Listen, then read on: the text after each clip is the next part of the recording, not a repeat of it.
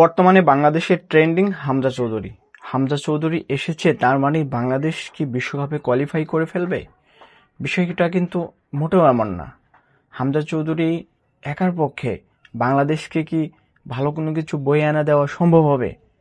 আমার মনে হয় 11 জন ফুটবলার মাঠে যে ফুটবল খেলে, আমরা যখন বিশ্বকাপ দেখি, সেটা ব্রাজিল কিংবা আর্জেন্টিনা কিংবা ফ্রান্সের হতে পারে, তখন আমরা দেখি মেসি, এমবাপে কিংবা নেইমার, রোনালদো তাদের মতো ফুটবলাররা মানে একা কিছু করতে পারে না।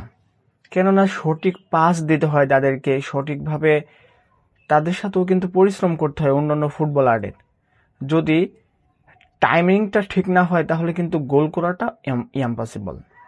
সেক্ষেত্রে মেসি বলেন কিংবা এমবাপ্পে বলেন কিংবা রোনালদো বলেন, তবে হ্যাঁ, একটা সুপারস্টার একটা দলকে পরিবর্তন করতে পারে।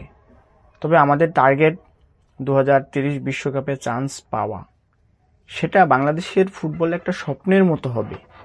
কিন্তু বাংলাদেশের ফুটবল কর্তারা কি আসলে 2030 সালের যে মেগা একটা স্বপ্ন, সেটাকে বাস্তবায়নের পক্ষে যাচ্ছে না বিপক্ষে যাচ্ছে? হামজা হামজা হয়তো নিজেও বলবে যে আমি কি বাংলাদেশকে 2030-এর বিশ্বকাপে তুলতে পারবো বা বাংলাদেশকে বিশ্বকাপ এনে দিতে পারবো।